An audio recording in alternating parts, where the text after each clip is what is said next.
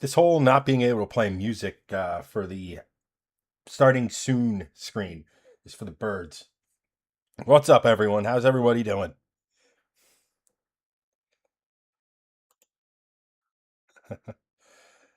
Yeah. So we're apologies. We're a smidge on the late side tonight.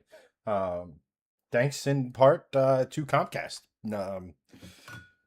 having hardware that is barely acceptable to do the job of a cable box, for lack of a better way of putting it. So I have to hard restart that fucker single every every like once a week or something to that effect. Oh, uh,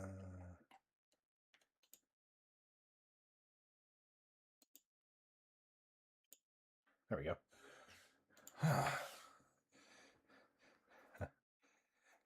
No. It's Greg's fault. Well, Greg will be at some point, hopefully within the next 5 minutes or so, actually joining us. Uh, he's handling some dad duties at the moment. So I figured instead of keeping y'all waiting, we go ahead and get things started, chat a little bit before the man, the myth, the legend, Mr. Gregson is actually online. Um,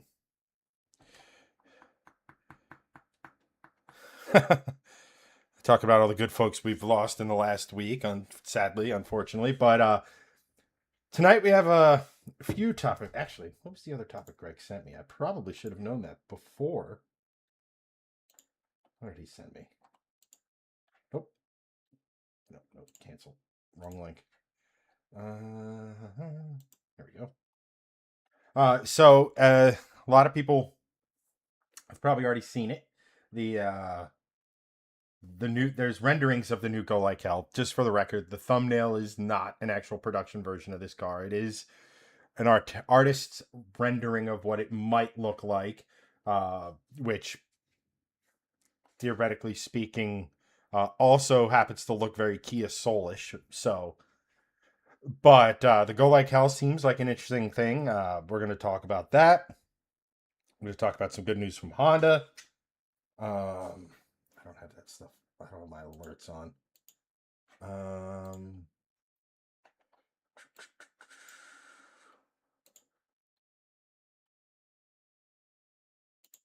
all right. And then basically any other car related stuff we happen across. Actually, I have all this stuff up. Huh. Anyway, actually, let me just bring that picture back up. So,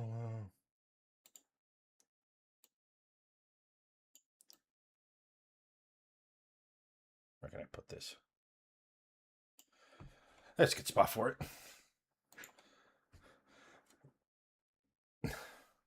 Oh, hey, look at that. It actually kind of sort of looks like newsy and stuff. Uh, the K24 swapped Hellcat should have used a Honda Indy motor. I Are you referring to the Scrap Life Charger that had many different issues with the engine and the transmission setup because but I mean there's also probably a difference in being able to, actually run a K series versus running a an IndyCar motor. And it's not like you can go down. Oh, that's right.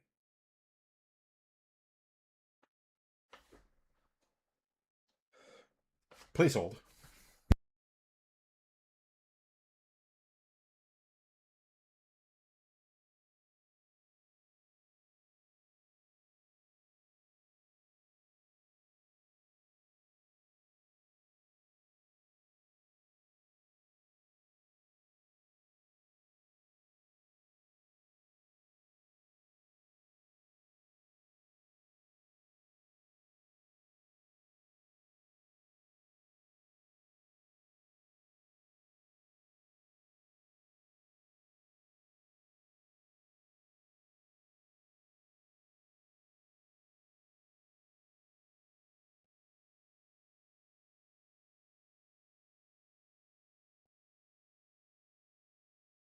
There we go. Thank you.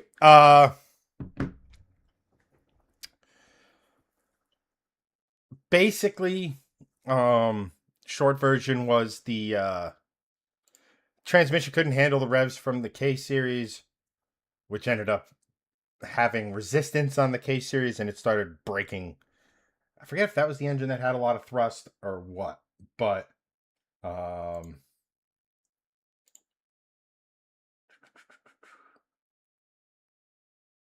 I don't think they're actually keeping that engine in there. But it also keeps in theme with Scrap Life Dalt put a 2J in a Challenger Hellcat. Um, Luis is here. Welcome. John, welcome. Um, John Franey over on Facebook asks, um, can someone explain to me, like I'm a 10-year-old, what the NASCAR changes are for the Daytona race? Absolutely. So, short version of the story is these current cars that they use in Cup generate a lot more drag and as a byproduct of generating a lot more downforce, uh, which because of the floor and a whole mess of other stuff, uh, and because they're no longer quote unquote restrictor plate races. You know, they have the detuned engines because they're trying to keep them within around 190 miles an hour. I guess they, through their science or what have you, they have figured out that uh, if you take, if they go over 200 miles an hour, the risk, the risk of major injury in an accident increases, or what have you. But in the current form of that car, or the old form of that car, I should say, they, if you didn't have help, you weren't going to pass anyone. So you could get a run in the draft, pull out, and it was like throwing out a parachute. And if the cars behind you, uh, if the cars behind you didn't follow you, you were going to the back, no matter what. It didn't matter. You could have an extra 50 horsepower, and it wouldn't have mattered. So the new changes are they've reduced the spoiler, i.e., downforce and drag, the main cause of the drag, which would be the spoiler. They've reduced the size of the spoiler, so less drag. However, they don't want the cars to be going significantly faster. They want to keep the speeds about the same. So they also reduce the horsepower, which I think to like 470 ish, somewhere in that neighborhood, which doesn't sound like a lot. Doesn't sound, but you also got to keep in mind like the glory days of like the Gen 4 and Gen 5 NASCAR. I guess not Gen 5 because that was car tomorrow. Ick. But like the Gen 4 cars, the Gen 6 cars, they were only really running 400 horsepower at Daytona and Talladega. And nobody complained about the racing. Um, or what have you. So these new changes, hopefully what these are going to mean is that when a driver gets a run, they can pop out and sort of maintain the run for a little bit. You're never going to, a single car is never going to be able to sustain, uh, what you call it, is going to be able to sustain going by itself as opposed to cars that are hooked up. But for a brief moment, it can use the run to make a pass or what have you. And hopefully that's going to improve the racing so it's not as much of a procession. And people aren't sitting back and it's like, well, I can't go anywhere. Might as well save as much fuel as possible, which is yawn, boring. Like that stuff has its place, um, and what have you. So while a lot of people don't think this is the be all end all fix, it is NASCAR showing that they are willing within the season to make changes to try to improve racing to quote unquote their premier ovals. Um, obviously, if you spend any time paying attention to NASCAR, you'll know that the Daytona 500 is the biggest race of the year. And if it's a fuel saving snooze fest of a race,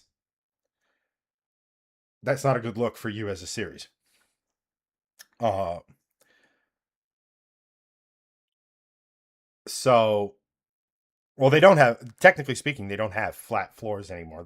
They generate, they're like a sports car. But I do agree. Like, I think they went.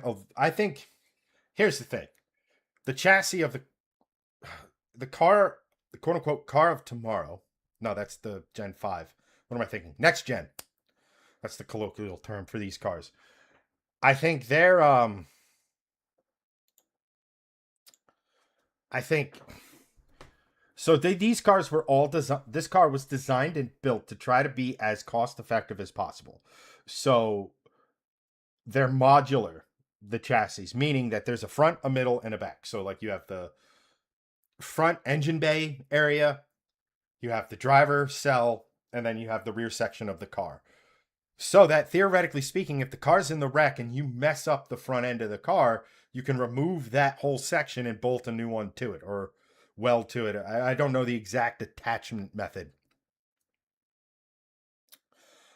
is, or what have you, which is all well and good. Controlling costs is great, but every single series that has ever tried to control costs, the premier teams always rise to the top.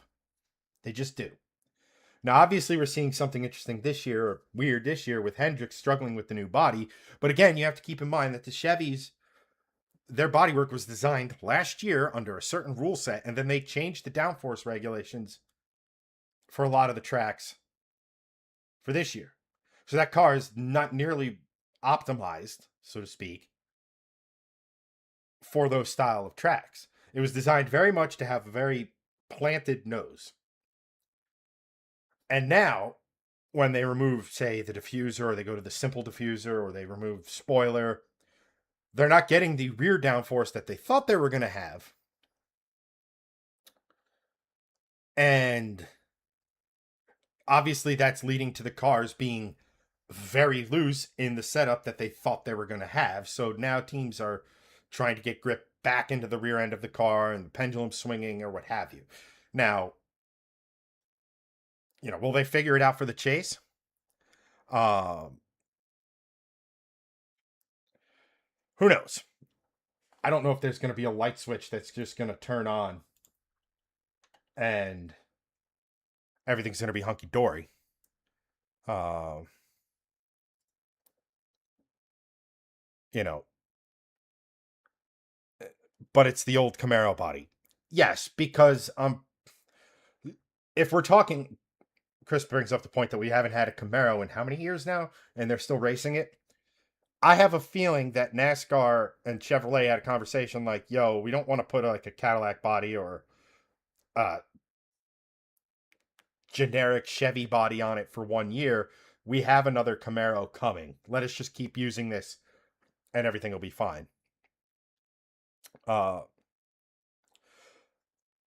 Luis goes, every time a series tries to control costs, it's another failure. Yes, but keep in mind, every time a series lets costs just go out of control or unrestricted, it also ends up being a failure. Not a failure, but it also ends up dying. That was the whole concept of the kart IRL split. And kart couldn't, and obviously that killed open wheel racing in this country. The glory days of the American Le Mans series and the LMP1 era of sports car racing, some of the most technologically advanced, ludicrous machines to ever race on this planet. But just look at it. At its peak, the closed top LMP era was Porsche, Audi, and Toyota. When it first came out, you had a ton of manufacturers until everybody realized, well, we're racing for second place or third place or fourth place. God forbid how many Audis show up because they just slapped the entire field. But like I said, in the LMP era, the hybrid LMP era, the peak of that, 3 manufacturers. Right now, I probably can't rattle them all off the top of my head, but you have Aston Martin, BMW, Alpine, although they're going away, Peugeot, Toyota, Genesis, Cadillac, Ford and McLaren are coming in next year. Porsche's still around in IMSA, and if WEC ever figures out that their balance of performance is dog shit, they'll probably go back. Um, you know, but I mean, you look, sports car racing is a perfect example of this when you let the budgets go nuts. You know, you had things like the Group C era, amazing. That gave rise to the GT1 era, LMP1, right? There is an argument to be made that the FIA killed Group C more than the costs did, but a lot of,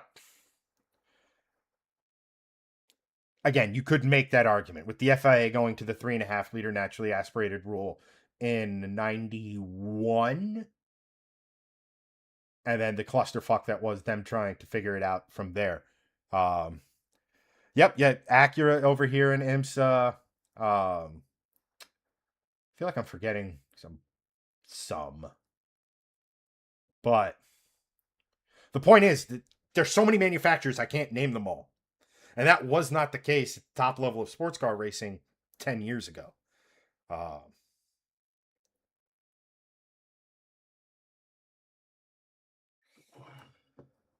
Yeah, Lewis, I think you're thinking of Group B. Group C wasn't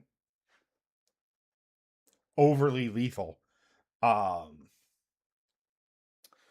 Group C was a genuine 100% rival to Formula One's popularity, especially outside of this country. But you have to remember, we had the IMSA Camel GTP or IMSA Camel GT going on here at the same time, which is broadly similar rules. Group C was killed off in part because the FIA wanted to have the same rule set for endurance racing and Formula One, which can't happen. And costs skyrocketed, which eventually nuked the series, which then went to a more GT based, which is like where you saw the McLaren F1s and a bunch of those cars kind of come in, Porsche 911 GT1, etc. But then you had someone like Mercedes come in and say, we want to get into GT1 racing. This looks like a lot of fun. And they didn't want to, and they wanted to do it quick, fast, in a hurry. So they took, no joke, you can actually go and find, you can find it doesn't exist because Mercedes themselves took it apart and put it back together. But Mercedes went out and got a McLaren F1 race car, put their own V12 into it, tweaked the body slightly, tested it, said, okay, this is great, kept everything they learned. And then when it came time for the body, they looked at the Porsche 911 GT1 and said, huh. Took that, made some minor tweaks, and in 6 months, they went from nothing to racing. And by the end of their first season, they were clearly one of the dominant in the regular sports car series. They had to use a different engine at Le Mans because the V12s wouldn't really like to last.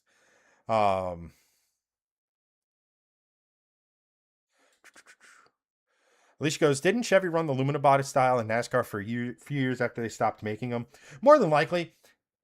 Here's the thing. NASCAR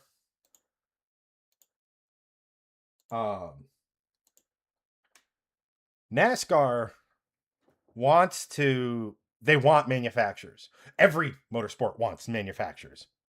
You know, so and especially if you have a stalwart manufacturer like a Chevy and what have you, everybody wants to sort of keep those. Window capture. Done.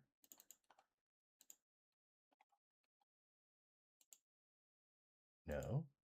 Aha. No. Aha. Aha.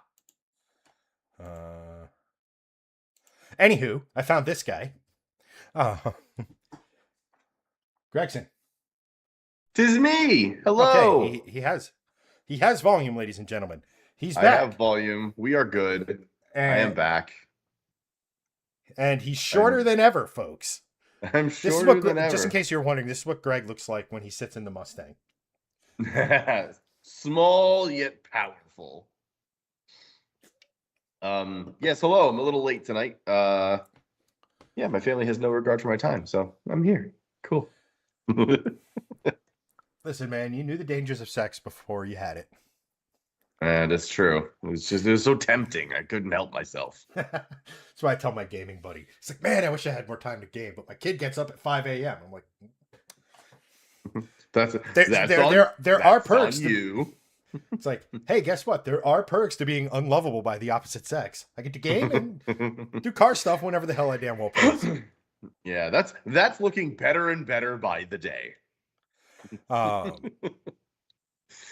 anywho, So we're here. You were talking about something, so my presence interrupted you. Apologies. Please continue.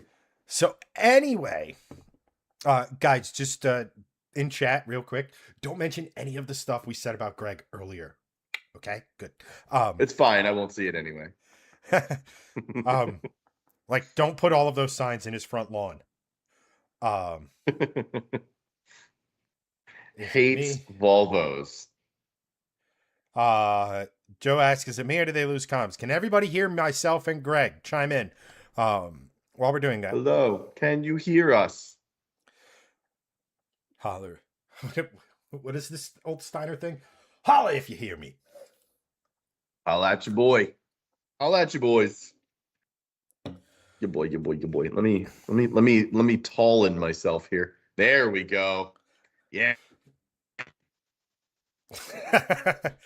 Awesome, thank you. So Luis asks, would an SUV-based NASCAR series make sense? No. So nothing about him dyeing your beard. Brett, you just missed it. We were talking about you. Let's see here. Luis goes, would an SUV-based NASCAR series make sense? Short version of that is absolutely not. NASCAR fans don't want it to be some crossover series.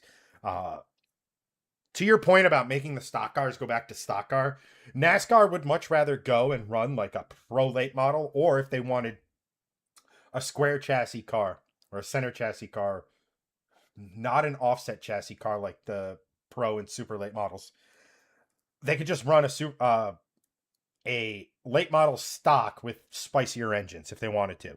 Um,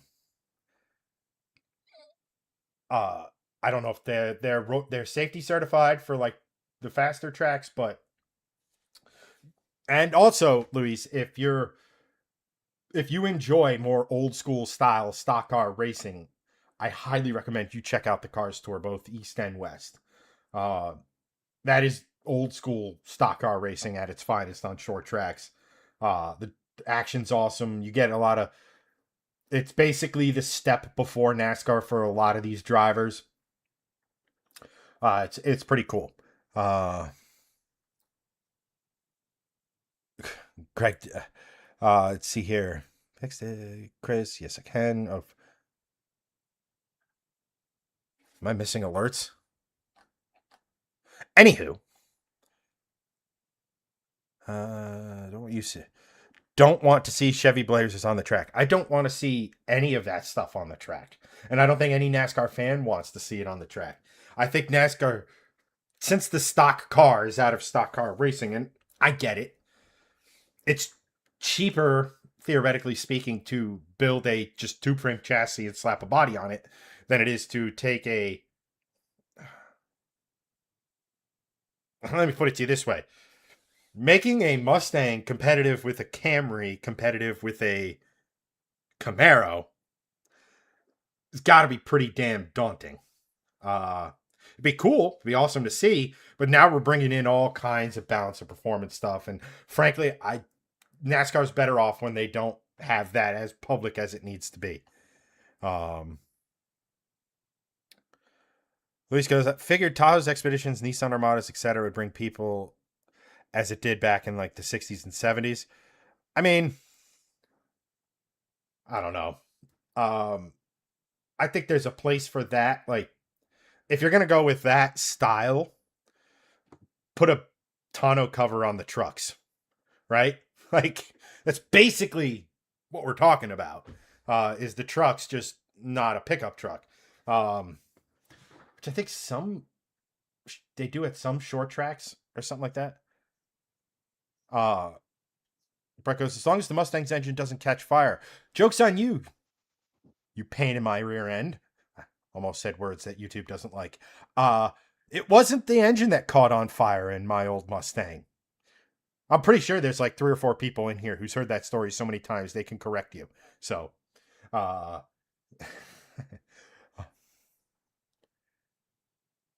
Joe goes, the point was to race on Sunday, sell on Monday. You can't daily in NASCAR. I mean, to be fair, that's all motorsports. And you could never daily in IndyCar. Hello? Greg. Can you hear me now? I can hear you. Oh, weird. My mic was on, but like you couldn't hear me. I was talking. That was odd. I think it's good now. Can you hear me now? Oh, don't do that. I hate you so bad, but I knew exactly what you were doing. It's almost like we've been friends for 35 years. Yeah, Goddamn. pretty much. No, I was gonna say, I wonder how NASCAR fans would react to our friends down under with the V8 trucks in that series.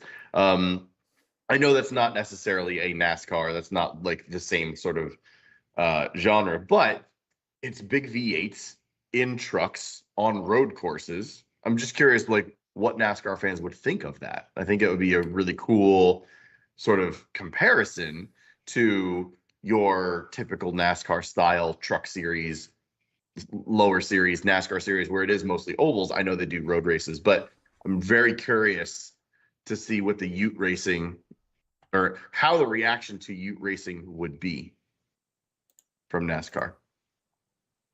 Sorry. I mean, absolutely. It's another form of like grassroots motorsports. I do think it would do well. I think it would be fun. It'd be interesting. Yeah. We obviously know Philippa from her time coming on the show. If you don't know, Philippa Guarna is the Philippa Guana. Philippa Guana. I think it's the way she told me to. Lisa's probably going to pop in here and tell me I butchered the pronunciation, which I'm known to do. But I like Philip Iguana. That's my favorite version. Well, the thing is the reason I'm saying it that way is I'm 99.9% sure that's how she like. That was like the device she used to say. It's like iguana without the egg, but it could be. I could be placing that on top of what it actually was. I don't remember. Brain not brain, so brain good time. Brain can't brain. Brain good at brain. Words. I can words. But I will say this. Like I said, I think there's an appetite for any type of motorsports, right? You just have to figure out, like, go look if you want a trip and see how many freaking races are going on any given weekend. Go on Flow Racing's website and just look. 20, 30, 40 races any given weekend. Oh, yeah. And that's just in the short track oval community.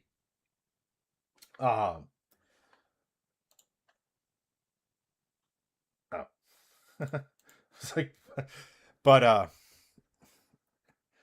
no, Luis, I appreciate that we are mostly sophomoric here, but she's a friend of the show, man. I think of it. Here's the thing, like, I think that would be cool as a support thing. Like, I would love to see the V8 Supercar Series come back here. They used to race at Coda. I'd love to see them come back and race at insert track here. I'd love any track. Love to see them at the Glen. I think that is a match made in heaven. Agree. Totally agree. Obviously, that adds like 5 hours to the trip and makes things complicated because you have to get from. They're probably going to ship everything to the West Coast and then they have to drive it across the country. Whereas doing it in like California or Texas is a little bit easier. Or I guess, although it adds some complication, but I think that would be epic. And then bring the Utes along with him as a support series, just because I think the best benefit for that, for the Australian motorsport side of it, because there's already a deep connective tissue between NASCAR and Australia in terms of motorsports, especially NASCAR and the V8 Supercar Series. Like, very good chance we see a NASCAR driver drive in a one-off car, like in a one-off Ford, and a one-off Toyota, and a one-off Chevy later this year. Maybe not all three, but definitely one, probably two, maybe three. But like, just bring it and showcase the fact that Australians are just insane in the best way possible. Yes. Good insane. Um, The kind of insane we like. yeah, it's all, yeah, Luis. I know it's all jokes, man. It's why I wasn't, you know, firmer. Too broken Although, up given about your context of your joke, I don't know if firmer was the right choice of words, but here it. we are. Um, you know, yeah, Chris. Like I said, yeah, like Chris says, bring the youths and do the double in a weekend, like 100%. Like, just expose the fan base to it, because like the biggest difficulty, and I understand, I see this every weekend with the Australian and New Zealand fans trying to watch SVG at, oh, good, the race is going to be on at 4 o'clock in the morning their time, right? Like, it's Yeah. the inverse for us, right? So, but like, there's so much connective tissue there that like I feel like you could do something with. Here's a great idea. Do Because supercars is they're usually like a 2 to 3 day event, and they have shorter races across the weekend. And not for nothing, a Saturday night race here is a Sunday day race there. So, The Earth is funny like that. It's yeah, just hysterical. it's nuts, really. Um, you could absolutely figure out a way to make it work. Like, you could have, you know, let's just say hypothetically you used Coda because we were talking about it. You could have the supercars race Friday night, Saturday night. In between, you'd have a race with the O'Reilly series. And then Sunday, the cup race, and nothing's really interrupting with the cup race. And that way NASCAR gets to stay happy. And everybody's happy. And you have this cross pollination. And I guarantee you'd likely see one, two, hell, maybe 3 or 4 NASCAR Cup drivers driving in the supercar race. And then let's just say hypothetically you did a seat share, and one of the current V8 supercar guys got in the Garage 51 entrant from Trackhouse, for example, or 91, Garage 91, for example. I don't know. I think the marketing writes itself. If I could just get Steve Phillips, I think that's the CEO of NASCAR, and then Yeah, whoever I think runs so. the Australian side of things on the phone, I could make them money. And not for nothing, we talked about this weeks ago, and I made a video about this a couple weeks ago. Having a road race somewhere in Australia right after the new year for NASCAR would be epic. Have it again, it's a give and a take. It's like the home away series, right? Like, Penn State goes and plays at Virginia Tech, and the next year they play at Penn State. Hmm. Yeah, I love that. I think that's a great Steve, idea. Steve Phelps. Steve Thank you, Chris. Phelps. Yes, Michael Phelps's father. Also I not think Michael Steve Phelps's Phillips father. used to be a general manager of the Mets, and that's why I got it stuck in my head. That's probably it. Yeah. Um, Chris goes, the Utes are so off the hook. Yeah, they are. They're And cool. if you get the chance, or you're watching their social content or whatever, comment, share, or what have you, just help that series out. Yeah, But because they're awesome. And the people um, that run it are awesome. anywho, how you doing, Greg? Anywho, I'm good. I'm Um, great. Well, I'm not great in the car department. Clearly behind me, there is a bicycle and not a car. yeah, I was meaning to ask you about that. Yeah. So I went on vacation. I was obviously not here last week. The day before Sunday, we left on Monday. Obviously, that's what the day before means. I don't know why I had to explain that. Everyone knows what the day before freaking Monday is. Um, I decided to run a couple errands. I've had a vibration in my car for a little while. It was pretty minor. It would get up there at speed, on the highway. I'm like, all right, I'll figure this out when I get back. I had checked my tires. I check them every week when that happens, and they were relatively okay. I mean, they were not bald. But when I checked them on Sunday, when I got a massive flat tire, they were not okay. So I had to limp the car home, and I got it towed to the Volvo dealer, and it got done today. So it finished today because the summer tires from everywhere are so back ordered right now because of supply chain issues, and it's the middle of the summer, getting towards the end of the summer. Everyone wants them to like stock up for next year or replace what they're using. At least any of the ones that are worth it. That it took a week and a half to get tires. Really? So, yeah. Well, Even you're a even a Michelin snob, dealer. though. Yeah, but I asked, and like they said any of the tires were just back ordered. Like, and I called Like not even three like, even different like shops, Conti's. not even at the dealer. Like I called three other shops, and they're like, yeah, if you want summer tires, now it's gonna be a week. I was like, well, my car's at the dealer, and all the prices that I found were basically splitting the difference from the dealer prices. So I was just like, well, just keep it there and do it. So forget it. So it's been sitting at Volvo for a week and a half, and now they finally got it all done. Alignment's done, brand new summers, and I'll be good for at least another 4 years, hopefully. Knock on wood with with any more blowouts. But when I looked at the tire, it was not only bald, but it was down to the metal on the inside, and it blew out the inside You literally wore the tire wall. flat. Yeah, I literally wore it flat. But here's the thing. How? When I checked it the week prior, it was fine. What I think happened was Burnout the alignment contest? I wish that was the case. That would be amazing.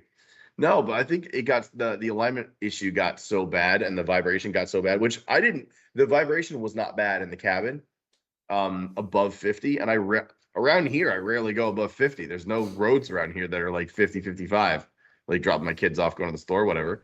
So above 50, I would notice it, but I think it was so slight underneath 50 that the cords were showing, but the metal cords were showing, not just the metal was coming through the bottom of the tire, and Yeah. the inside wall blew out. That's what happened. Yeah, no, I mean, I remember, God, this is probably like 5 or so years ago, maybe more. My sister did that. And Yeah, boy, howdy, let me remember tell you, that. that makes changing the tire extra special fun. Oh, it's so hard because you're constantly just like needling your hands with all of that metal and shit. Oh, It's like, awful. all right, it's like, all right, I guess I'll have 72,000 metal splinters after this. Yep. Fortunately, 100%. a lot of times when I go to fix a flat or replace a tire or whatever, I'll spin the tire just to look at where the flat was or whatever. Yep. And I did that, and I was like, well, F this. So I went in and got my gloves. Yeah. So we're just going to tell everyone you did an epic burnout and the SD card got corrupted. I'm okay with that. Deleting the VOD. I'm very okay with No, that. and so your suspicion is that the car suddenly went out of alignment and you just started being a stancy boy and wearing out the inside. 100%. That's exactly what happened. Like, is there any damage to the wheel? No, thankfully. The wheel wasn't horrible. I'm sure so when I brought it to the dealer though, they said that all 4 wheels were bent and not cracked, thankfully, but bent and curb rashed. And I'm like, yeah, I know. It's been a rough year. So the next time I go in, 20-inch rims with like the sidewall being a mere suggestion. I know. And I was just like, well, yeah, that's what happens when Volvo gives you 20-inch rims and basically no sidewall. So I expected them to be. So I am going to have them repaired next time I'm in there. But that won't be until next year for that. So I'll put the winters on, run them for the winter. I was going to say, why not have them spring, repaired while the winters are on? Well, yeah, exactly. That's what I'm gonna do. I'm literally gonna like chuck them in the back, go in for some cabin filter or whatever because I get Sean's discount, and be like, hey, repair these. Thanks for the cabin filter and the wheel repair. Appreciate that. Oh my gosh. So that's been a whole saga. So I had to like deal with all that over vacation. But luckily, I'll have my car back tomorrow, and it'll be all good. Craig's new ride with his oblong wheels. Yeah, exactly. Yeah, I just. Where the hell? Oh, I guess. I was just like, wait a minute. Did they recently pave your development? Certain roads, they paved certain roads a couple of years ago, and then they just did the rest of them this year.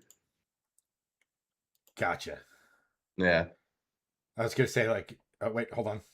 Oh, I already muted this. Go me. It's like, yeah, because another one of our friends happens to live a short par 5 away from Greg. Yes. And I was there not too long ago, and I was like, huh, really are close to Greg. Yeah.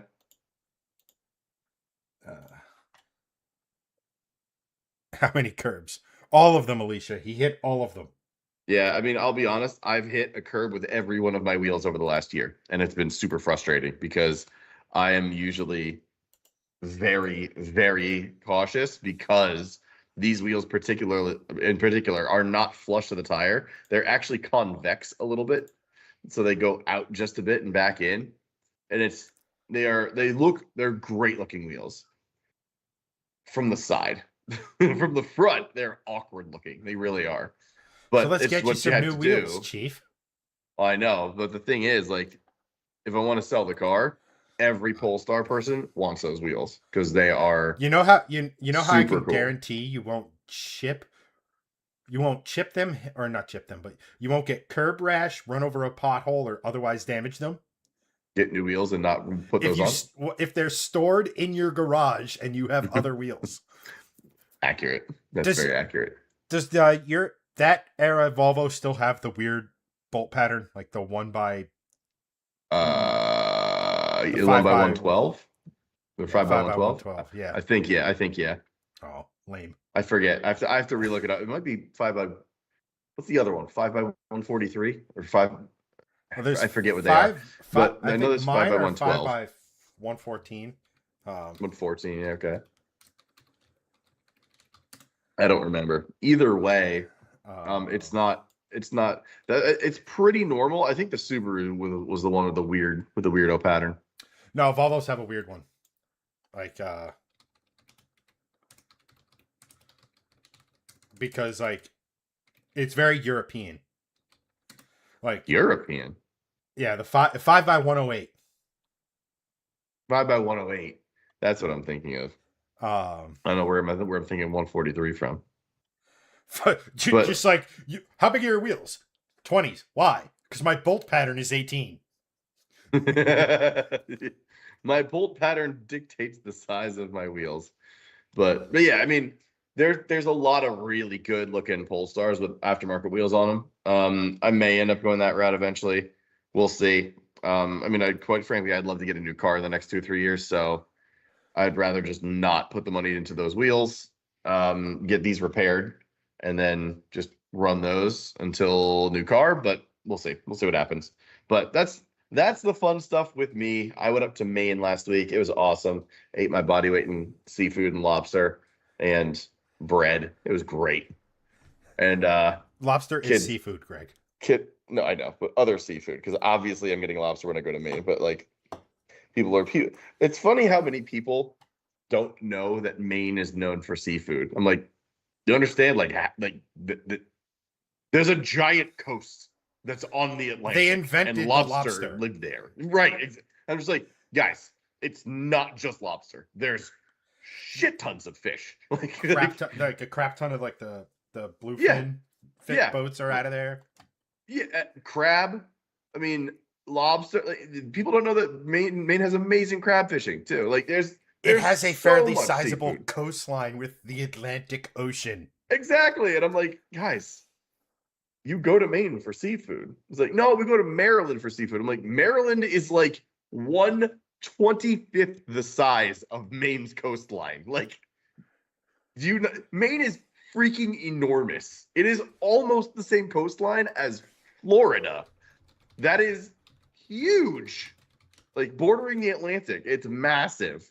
There's tons of it, and it's all carved by The same glaciers. coastline as Florida? I don't. Well, but just the one bordering the Atlantic. So Florida's just a giant panhandle, obviously. But I'm talking about the side that borders the Atlantic. It's like 3/4 the size of Florida. It's huge. Like it is like because Maine goes way up into Canada. Like it's enormous. And there's tons and tons and tons of fishing. So, but either way, I did lobster, I did seafood, I did tons of other food. It's just a great place. Saw family. We went fishing. Both my kids caught their first ever fish up there. It was very cool. We did some boating. We did I played 9 holes of golf, which was great. My annual 9 holes of golf. And yeah, it was a good time. A good time was had by all. That is key. Hold on. I'm trying to find something that would kind of illustrate the point you're trying to make. Oh yeah, like an overlay of like how big Maine's coastline is. No, not even. I'm done with Maine. Oh, okay, cool. But like, in case you were wondering about like New England and seafood, Greg, would you like to know? So we also had New Hampshire this past weekend in NASCAR. Oh yeah. Do you know what the trophy is for winning the New Hampshire Cup race? Is it a moose? No. Is it a lobster? Yes. Yeah, that's awesome. Hey, I ate that guy. That is a ginormous lobster. Like I ate that trophy. That trophy was great. It was delicious. That's a huge lobster. That's like a 3. That's a 3+ pounder. No sweat. Yeah, I forget what it is like exactly, but basically, and it's alive too. Like it's not like they found like Yeah. Pinchy, like the biggest lobster ever caught off the coast of New Hampshire. Fun fact: New Hampshire does have an Atlantic coast. Yes. Very tiny, but like when we're driving up there, it's like 20 minutes and you're through it. It's really small. Center, boom. But like, oh my gosh. Anywho, yeah. let's see. Random that lobster is very cool. Random is here. No sweat, my brother. He wants to know what the hell happened. I don't know what that is in context to, but maybe you guys have a private Matthew, chat. Thank you, Matthew. I thought it was larger than that, so just under half. I thought it was. I thought it was more. Florida's a peninsula. Well, yeah, but Maine's coastline is enormous, and maybe I'm thinking of total coastline area because if you like stretch it out, because Maine's coastline, if you zoom into Maine's coastline, it's very jagged. Like it was all carved by glacial runoff. So if you zoom in, it's not smooth. Like if you look at Florida, it's very smooth because it's lots of beaches. It is not glacial carving. If you look at Maine's, it's crazy. It looks like another planet because it's just all jagged. But if you stretch out Maine's coastline, it is insanely long because you're doing like this all the time with all of the coastline. I think total coastline area, I think it's one of the largest just because of how many like inlets and stuff like you have there. Maybe someone can look that up for me. Matthew, if you're still on, if you can look that up, that'd be cool. It's some stat like that I'm thinking of that I can't remember for the life of me. But anyway, Maine cool. I was there. Food good. Belly full.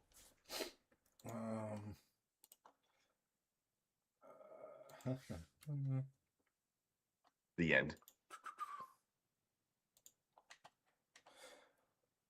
Chad is doing things. I can see him deep in thought, deep in concentration. Matthew says, ChatGPT says the following: all the nooks and bays and tidal shoreline Maine is 3,478 versus Florida Atlantic 3,331. Yeah, I think that's probably what I was thinking of. Yeah, it's a lot. Like if you look at the actual coastlines, it's pretty cool. But yeah, my family has a house up there. They've had it for generations, and it's right on Casco Bay, like right outside Portland, and like it goes right out to the Atlantic, and it behind like two of the islands. It's beautiful. Yeah, like look at how jagged that is. Welcome to Maine, the deep south of the far north. Actually, I'll be honest. Most of the southern part of Maine is not like that at all. Getting up north, oh yeah, they want to anything. If you chopped Maine in half, the northern half wants to secede from the United States and become part of Canada, and that's been like that for many decades. And Matthew, thank you so much for the stars. It goes 100 stars Thank you, for Matthew. Greg knowing his geography. Yay! A subject that I couldn't have cared less about when I was a kid in school. Now that I am 42 and like interesting things and learning, I know geography a little bit, and that's fun. So thank you. I've earned $1 for knowing things. I appreciate that. Actually, I've earned 33.33 cents repeating because I have to split that dollar with two other schmucks. I think technically speaking, you get 33.31 of that. Yeah. I think actually the 0.01 to make the math stop there, I think that went to Hanson, who's technically majority owner. Well, not majority owner, but he has the biggest slice of the pie. Yeah, he owns 33.34. Because none of us cared. We're like, whatever, it doesn't make a difference. I need to change that. At any rate, the 4 Americans in the world who actually know geography. Yes, also accurate. None of them being in Florida. Florida man does not know geography. Florida man barely knows he's in Florida. Man, cheapskate. No, Matthew, get out of here. You're fine, man. we joke around, dude. No. That was actually us trying to show appreciation because, like, yes, we don't. How do I put this? Like, it sounds. I know how that came across, and Greg will be duly disciplined for it. I rule with an iron, borderline adamantium fist. I didn't realize there were so many lakes in that Maine. Anyway, squirrel. Oh, yeah, squirrel avoided. If you bring that map back up and you go to Moosehead Lake, that's where we were. That's part of the place where we were. It's the largest lake in Maine, and man, is it beautiful up there. So that one right in the middle there says Moosehead Lake. If you look at where the 95 icon is, go dead left from that, and right there in the light blue text. Oh yeah, there it is. It looks nothing like a moose head. No, it does not. I don't know why it's called that, but either way, that's where we were right in Greenville, Maine. That's where we were. Beautiful area, super good. Lots of nice roads up there. You would think that it would be all chewed up from the winters up there and everything, but well paved and cool undulations and very nice back roads. Of course, none of which I could exploit because I was in a Volvo XC90 with a bike rack and a Thule. So that was and weighed down with hundreds of pounds of gear in the back. So it was not fun to drive. But you brought a sports car up there. Hell yeah. And just real quick, I'm sorry, Matthew. Yeah, I apologize if we came across in any way unappreciative whatsoever. It's the exact specifically opposite. Me. Yeah, we tell everyone you do not have to donate to us at all. We appreciate everything. To borderline Chris's words, we didn't want to come across like we were being. No. Like we're blown away that anyone would even part with 10 cents of their hard-earned money to send towards us. So I was actually being genuine. It was just like, I've earned $1 for knowing things. Like, that's actually cool. Like I wasn't trying to be it's only $1. Don't donate to me. But That's actually awesome. But seeing as how geography gets us paid, Greg, the next hour, you geography facts. Bye. I'm kidding. Take all my money. Well, if you're offering, I mean, I could use an extra, No, I'm just kidding. Oh, so here's a good thing for Greg to talk about while I step aside for a moment. Ooh, yes, hit me. Random asks, Greg, when is that Mini you did a video on? Mm-hmm. Considering getting it as the second car after it depreciates a little for the rear-wheel drive madness. Greg, go. Well, for what Random is talking about, if you guys didn't see the video I did, was it last week while I was out? I think last week, yeah. So the so Mini is coming out with a new Mini Cooper, and it's going to ride on a new platform. The platform that it's riding on is primarily developed for rear-wheel drive cars, not front-wheel drive cars, which is what basically every other Mini is. There are four-wheel drive Minis out there. Obviously, the Mini SUV, I think it was a Countryman. It's not really an SUV, but there's other Minis out there that are all-wheel drive. Chad will correct me if I'm wrong here, but I don't think the original Mini was rear-wheel drive. I think it was still front-wheel drive. I don't remember. But yeah, Mini rear-wheel drive platform. And I'm not sure if there's ever been a rear-wheel drive Mini. I forget. But the new one has a chance of being all-wheel drive / rear-wheel drive, which is really interesting. No, it was front. Thank you, Joseph. Yeah, so the Mini potentially being a rear-wheel drive thing is, quite frankly, an unprecedented thing, because hot hatches are two things: front-wheel drive or all-wheel drive. None of them have rear-wheel drive. I think you can technically count the Merkur as a hot hatch and that platform, but like that's from the 80s. So that doesn't really count in modern terms as far as cars are concerned. The Mini Cooper specifically having rear wheel drive is very interesting. We were driven around New York City by one of our former contributors when we had a website. His name is Greg. Sing me. But Greg Linez, he's a great guy. But it was his sister's car, and it was nothing crazy. It was the 1.8. It was a supercharged 1.8. It was a convertible, and 135i. 135i. Wait, 135i? What does that mean?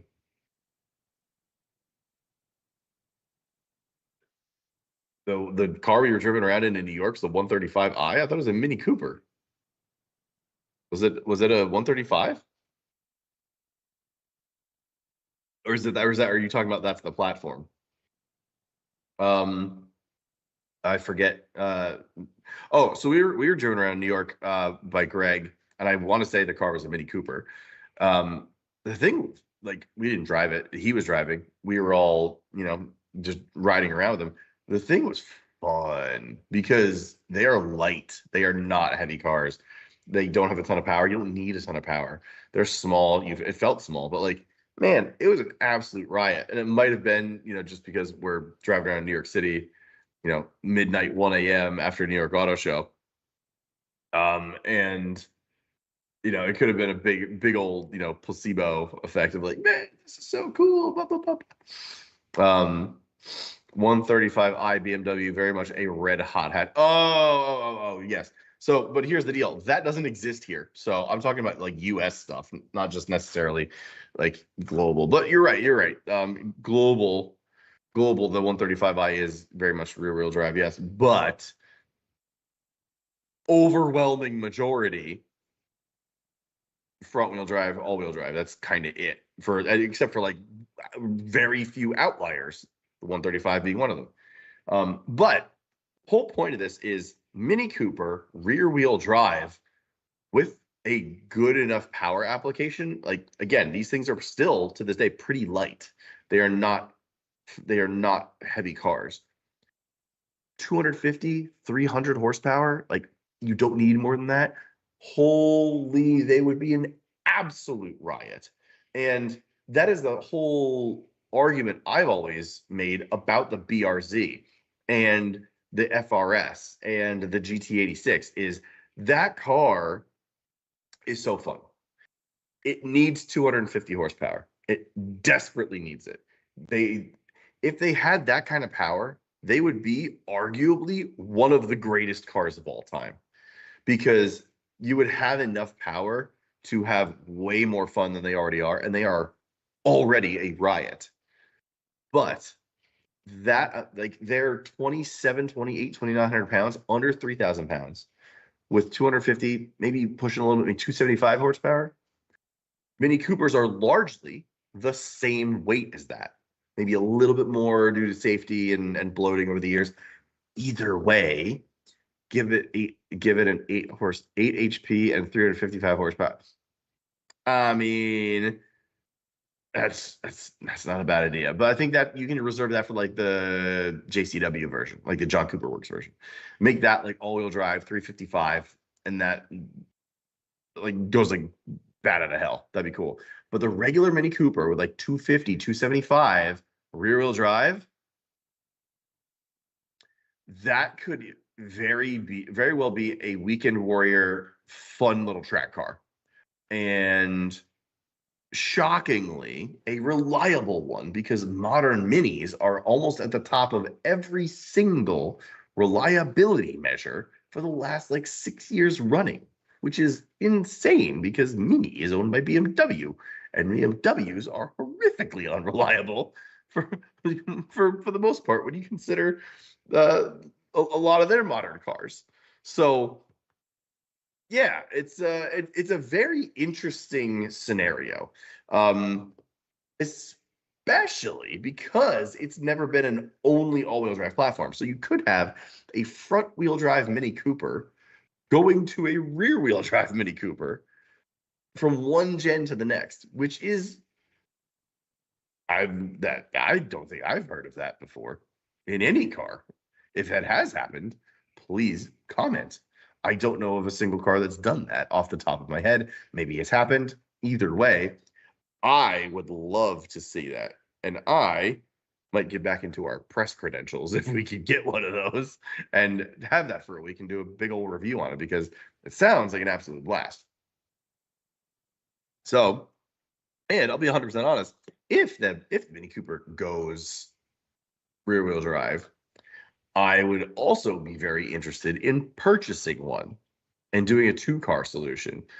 I have always said on this channel that my lifestyle currently is very well suited for a small EV, because I don't take a lot of trips. I don't need lots of range. So something like a Nissan Leaf plus rear-wheel drive Mini Cooper track weapon, that sounds like a pretty fantastic time, because I could not have gas during the week, charge for basically nothing, and have a little ripper for the weekend. I'm sold. That sounds like really fun. So I don't know if that happens, or if that ever comes to fruition. I mean, it could be very, very cool. I'd be very down for that. Put a little half cage in it.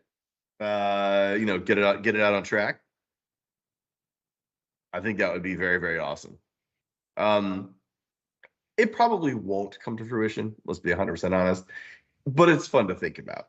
There are other things like not even a Nissan Leaf. I could do the new Slate plus a rear-wheel drive Mini, little mini EV truck, mini track weapon. That sounds like a good time. Do like a little mini build on each of them. What can you do with a Slate? What can you do with a rear-wheel drive Mini? That sounds like a lot of fun as well. There's a whole bunch of things you can do when you have a cool two-car solution, especially one that can be a little weekend ripper. So it sounds like a lot of fun, and I would be down to do that. And it would also make for two really good long-form YouTube series, I would say as well. When Chad gets back, excuse me, when Chad gets back have him show you your tuk tuk. I think I saw your comment before that you rendered one for me, and and he showed it last week. So I'm gonna have to take it I'll take you up on that and have him show me. And Random goes, I'm gonna take my time on the slate. Yeah, I mean I'm not all in on it as of right now. It's a really great idea, and it's a really interesting thing to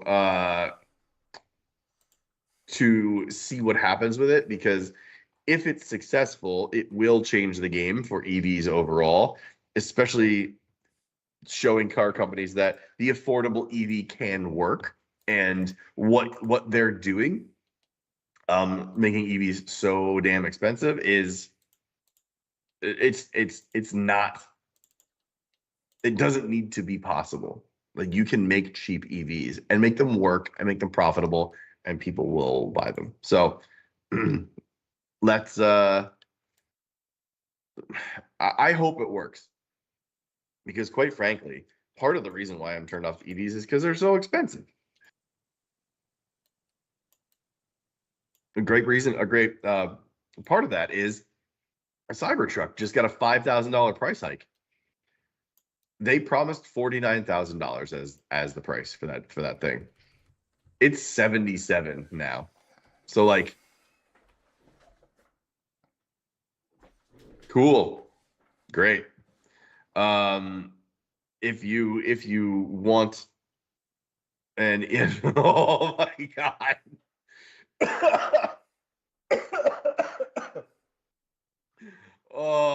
One, that's awesome. Two, why is that not in my garage and my Polestar needs to get sold? My kids would love riding in that. My wife would hate me for it. Sorry. But that looks like an absolute riot. I'm in. Someone please build that. And I would drive the living shit out of that car. Oh my god, look at that thing. The dad taxi. The Daxi. Oh my god. Chad, are you there? No. Okay, cool. Because it's my turn to do the same thing. But that's utterly fantastic. I'm so happy that now exists. I want that badly now. Because I like, if you've been around here long enough and you like you've watched our videos in the past and you've been around on the stream for a little while. I like weird stuff in cars. That's why I would take a Lotus over a 911 almost any day. Uh, that thing, yeah, give me that. It's definitely a way to a very interesting and highly conversable death. Probably. Um, I'm very much okay with being gifted that and driving it around. Oh man. All right, I will be right back as well. Please entertain the masses, Chad. God, I need to get access to your ring cameras. So like when these things happen, we just like follow you through your house on the cameras. I only have one camera in my house. It's in my kids' playroom, so I can know when they're being little assholes. That you know Other of. than that, I have no other cameras in my house. That you know of. That I oh yeah, touche. That Chad has planted nanny cams all over my house without my knowledge. All right. Yes. Let's see here. So while Greg is gone, I'm. Oh yeah, here we go. Oh nope, that's not it. Close. Source. Let's see here with Dialect Man. I don't know if dying in a horrible tuk-tuk accident is considered um dying like men. I feel like that's uh gosh. There we go. Here we are.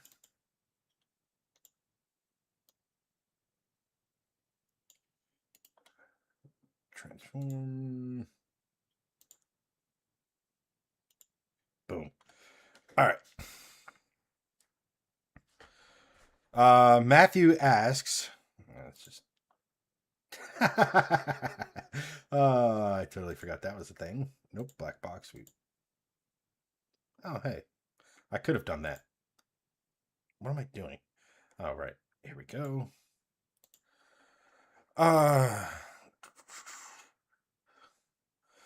Matthew asks thoughts on Porsche coming out with the 911S with the manual again. It's a good thing.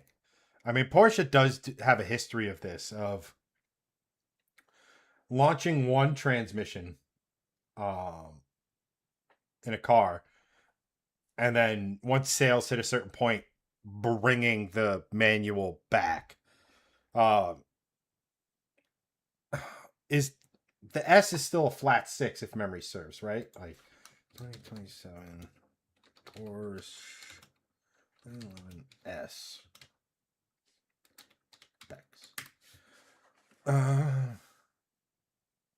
It's a 3-liter twin turbo flat 6. Okay. So it's like a poor man's turbo with a. I mean, manuals for those types of cars are always going to be more fun. We all know that. I think this is another example of manufacturers sort of getting the memo that that's what we as consumers want. I should probably fix this before he comes back. There we go. Here we are. You know,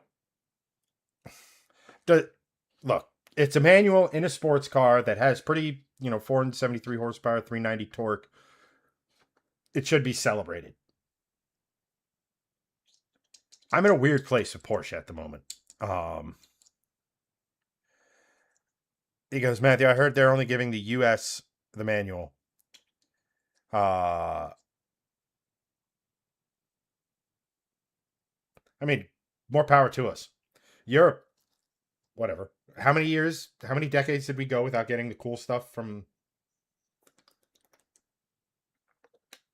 Europe or Japan?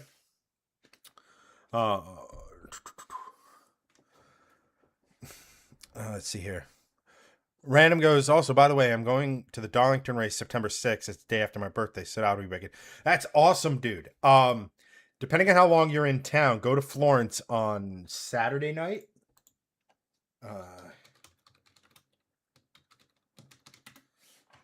Let's see here.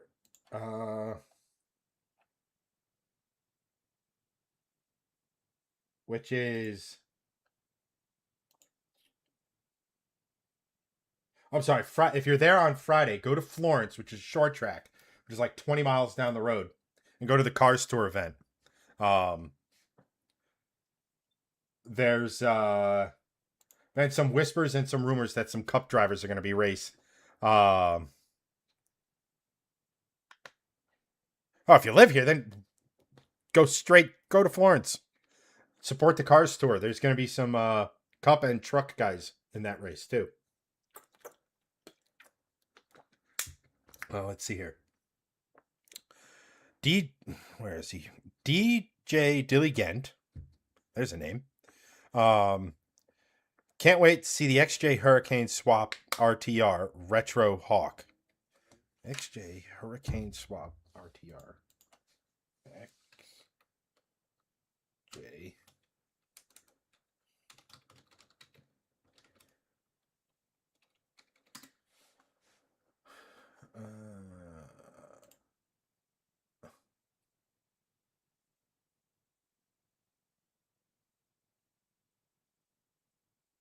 Interesting. I don't know much about that one, so feel free to educate me if you'd like. Yeah, I mean, there's something special about Darlington, even though I think at this point in its life, it's kind of a single lane track. It was the first quote unquote super speedway in NASCAR.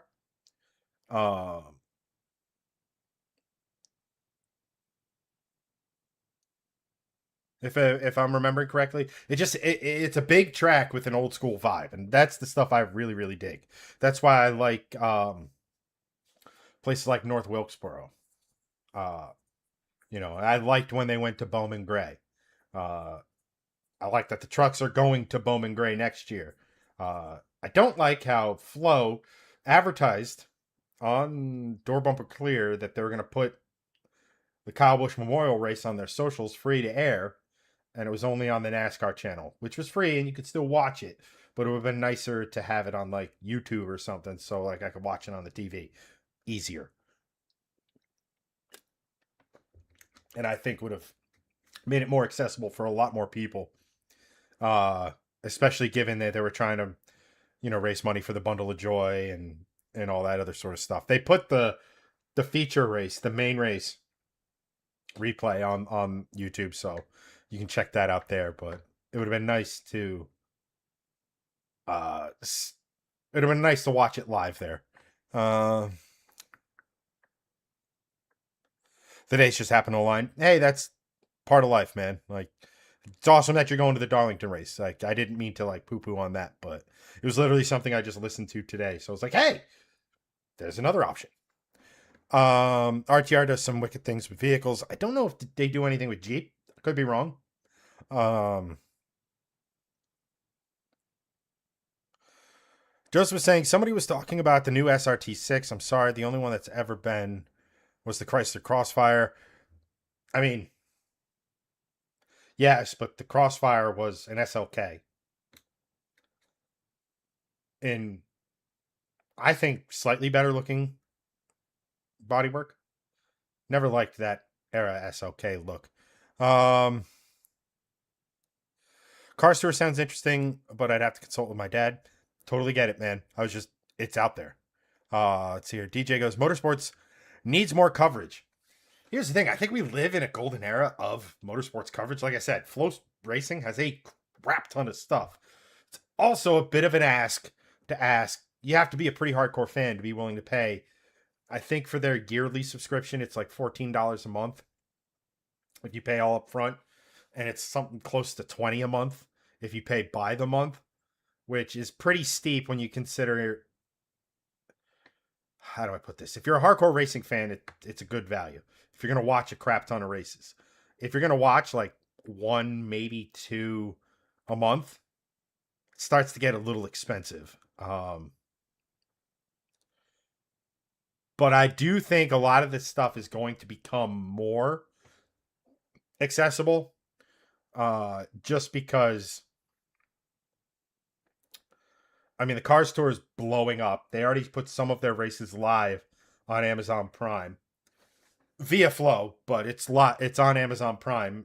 A lot of their races, uh, and that stuff blowing up in popularity means like, high limit in World of Outlaws. If you're a dirt track guy or gal, uh,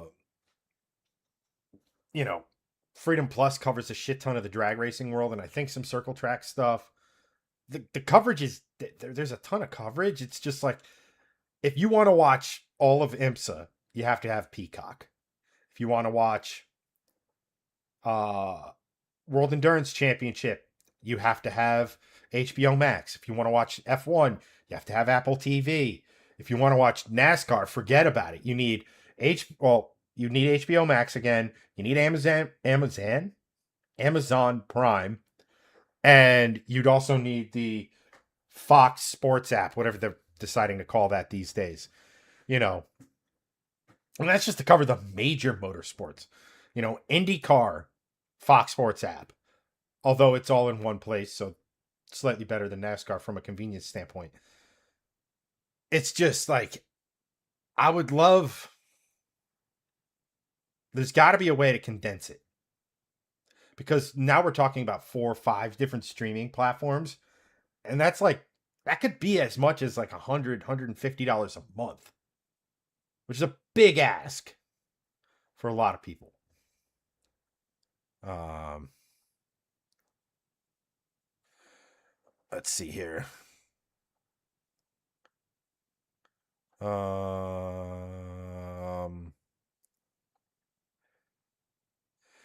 Your dad's random internet dude's dad was the one that got him the seats for Darlington. He'll probably have to pay for Florence too. Totally get it, man. Um, yeah, I mean, it's a bit of a drive. Uh,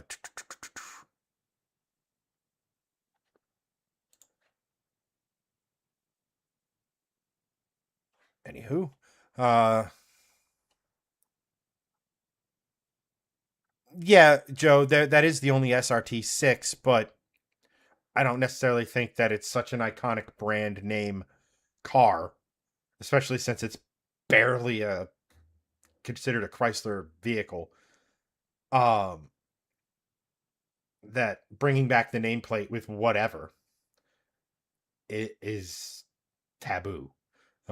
It's not like calling an electric car or a 6-cylinder car a Charger and having those be the only options. Um, Random asks, do you know what drivers are there? I don't. All I know is that uh, Dale Jr. mentioned that he's talking to more than a few, um, and that there's a possibility because it's so close to Darlington. I'll keep you apprised if I know or once I know more. Following Cars Tour on socials probably be a good way to keep up on that.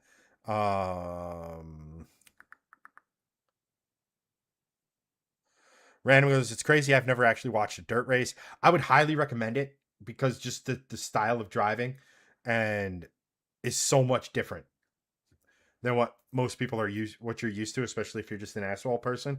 Um, and the commitment, especially the 410 sprint guys, because we're talking 900, 1,000 horsepower, cars that are generating so much downforce that they could create contrails off the wing if it's humid out, and they're just yeeting the fuckers into the corners. It's insane to watch, and it's insane to think that they race sideways.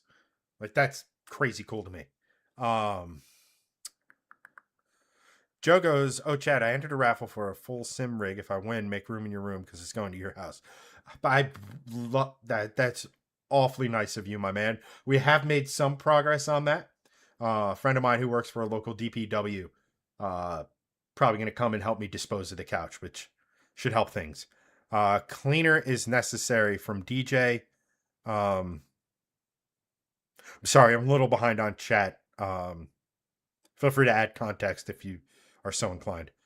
Alicia goes, you got to go to a dirt track at least twice in your life, random. If you ever end up in Illinois, I'll take you to one there. So damn fun. I can't English tonight. English is tough, Alicia. I'll consider it if I end up going down there. I'll let you know. Absolutely, my friend. What was I gonna say? Oh, on the dirt track side of things.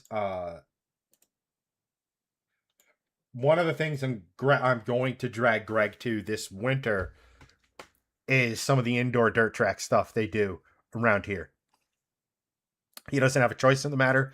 He will be going with me at least once. So, and just remember to remind Greg of that always. What don't I have a choice in? We're going to an indoor dirt track race this year at probably Allentown.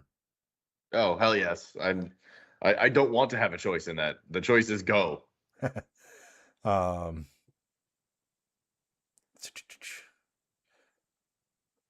let's hear. Yeah, DJ, that's awesome, man. DJ grew up in Daytona. New Smyrna is right down the street. Yeah, I don't know how much of our content you've consumed, but I've always maintained that I think New Smyrna would be a great place to host the Clash. Just because I'm a little partial to the short track style of racing, to that grassroots style of racing, all that other sort of stuff. I like that idea. And, you know, I always, when it came to the Clash or the Budweiser shootout or any of that sort of stuff, I always was more like, I don't know, like you have the shootout or the Clash, then you have the duels, then you have the race. It was like I was burnt out on plate racing by that point. Um, Yeah, Alicia, it's the what is it?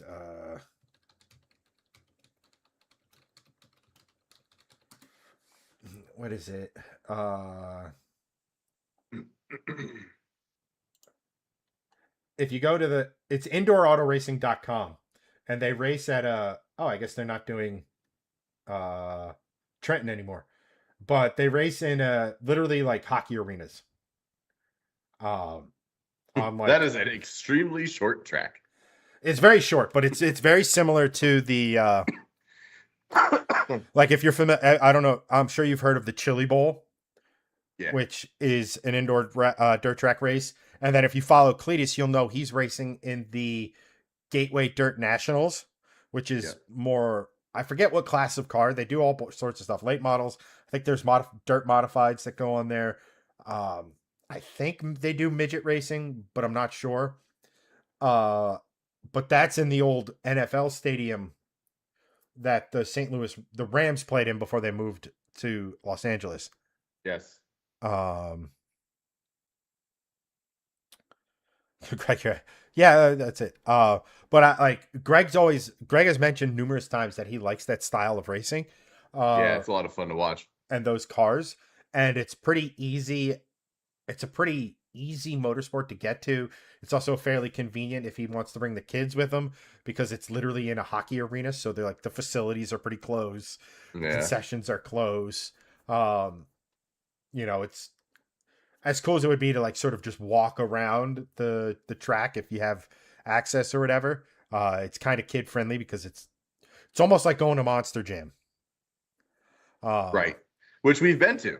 We went to Monster Jam at the Prudential Center in Newark. So the kids had a great time. They thought it was a lot of fun. And yeah, instead of seeing monster trucks, it would just be racing, which was very cool. And then, hey, take it easy, random. Thanks for popping in and chatting, man. Love it. Appreciate you. Uh, and if I knew where the nearest dirt track was to me, that's also a form of motorsport I could get behind. Um, Probably the Poconos. I know there's one in the Poconos somewhere. I just don't know where. let's find out. What does Google say? To the googly.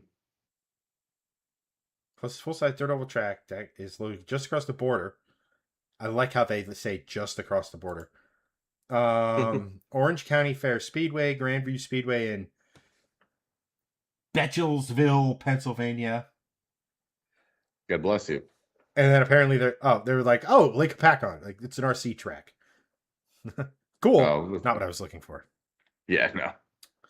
Um, We've mentioned both the largest lake in Maine and the largest lake in New Jersey in the same stream. Nice.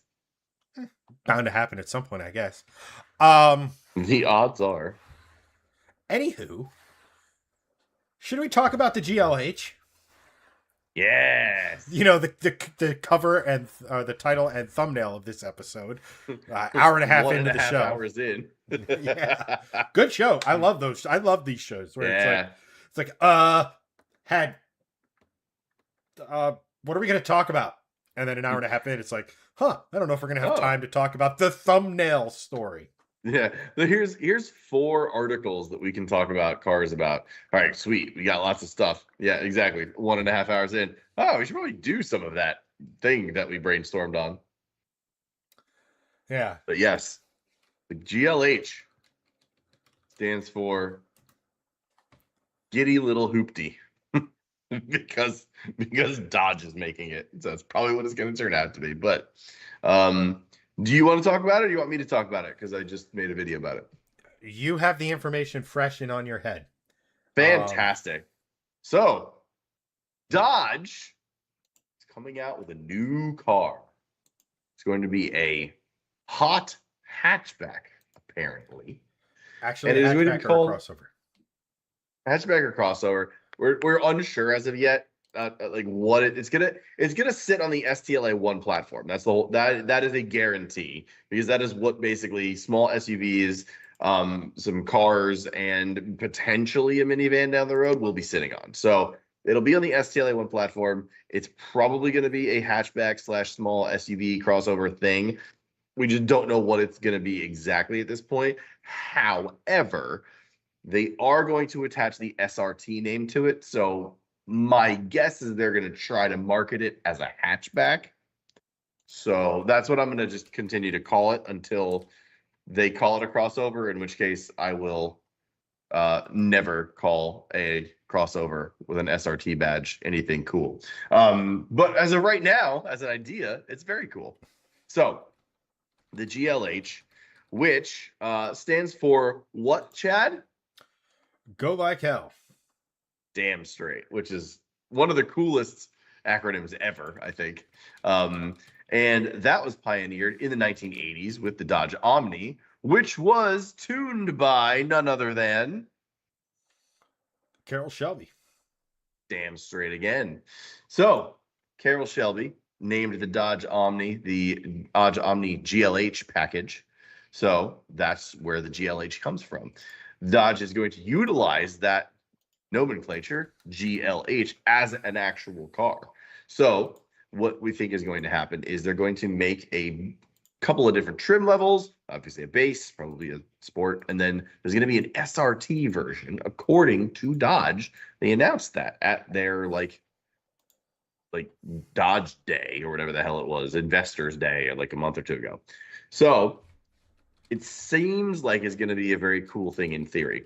We're looking at this thing coming out in late 2027 as a 2028 model year. It's probably going to have the Hurricane 4 attached to it, which is an engine that exists. It's in the Jeep Grand Cherokee right now. And it's a 2-liter 4-cylinder that makes 324 horsepower. So already we're talking about hot hatch Dodge with a decent 4-banger engine. This sounds like a new SRT4, or at least a lineage of the SRT4, which, as a Dodge Neon, and if you're a Dodge Neon fan, were quite excellent little cars back in the day, and also could hold a tremendous amount of power. But this is a different engine, obviously. The Hurricane in line 6 is a good engine. They're having some reliability issues with it, but it can make a ton of power. The Hurricane 4, I would imagine, is in the same vein, a cool engine. I don't really know the reliability of it yet. We haven't had it out long enough to know the reliability of it, but it already makes 324 horsepower, 332 pound-feet of torque from a 2-liter 4-banger. That's pretty solid numbers. And if you put it in a hot hatch that's going to be under 3,200 pounds or thereabouts, it's going to be pretty quick, in the 5-second range, 0 to 60. They're probably going to market this in the range for price between $35,000 and $40,000, because that's right in that wheelhouse of Volkswagen GTI, Subaru WRX, potential new STI coming out. So it's going to be in that sporty small car realm. But if that engine's already making 324 horsepower and they're attaching SRT to the name, I would love to see them put this thing above 400 horsepower, really make a hot hatch, and make it rear-wheel drive. Like we were talking about with the Mini. If the Mini Cooper comes out with a rear-wheel drive, this thing comes out with rear-wheel drive. I'm calling me extremely interested in the next 2 years for hot hatchdom and what is going to happen with it. So it's a very cool little car, and the picture that they've rendered from, I think Car and Driver had it up, it looks really good. It's never going to look like that, but if it looks anything in the ballpark of what that thing is, I think it looks great. That's pretty much all what we got on it. There's not a lot that they gave us about it, but it could be a very, very, very fun little package that hopefully is not the next Dodge. What was that? Was it the Cobalt? What was that thing that was like angular? And they made it was like a, oh no, was that Was that Dodge or was that Chevy? No, the Chevy Cobalt. It was a Dodge something, and it was angular, and I don't know if they put an SRT badge on it. It was ugly as sin. I don't remember what it was, but I hope that this is not another one of those where they're like, "Oh, this is going to be cool," and then they don't do anything with it. But it seems like Dodge is There was an gonna come. SRT version of the Caliber, which is what you're thinking of. Caliber, thank you. That's the one I'm thinking of. But that was their last like foray into like hot small cars. No, not the Avenger, Alicia, but good shout there. Caliber, yes, Chris got it. But yeah, the Dodge Caliber, that was the one I was thinking of. They made an SRT Dodge Caliber, but this is also in the days of when SRT was like just slapping badges on stuff and it didn't really mean much. It absolutely meant something. Hold on. Oh, when they slapped it on lower cars, it didn't mean much. Stop it. No, it did. Okay, SRT4. That was the last small car where it mattered. No, as soon as they the slapped SRT on the Caliber, the Caliber was an SRT, was literally the same exact car, just different body. So it had the same 2.4 liter turbocharged engine that with a factory tune from Chrysler, you'd be pushing close to 300. So why don't we see those things tuned all over the place? Because they're only ugly as sin. Well, yes, correct. But I would imagine if you want to go fast for cheap, you'd get one of those because they're probably pretty plentiful and way cheaper than neons. At least good neons. But either way, this new one is very interesting. And if it looks anything like the render will be, again, I don't think it will, but a boy can dream. Again, color me interested because I think it's a really cool looking thing, and it could be sort of the Dodge re-emerging here because I don't know if you watched the video I made and edited it yet, but do you know how many cars Dodge makes currently?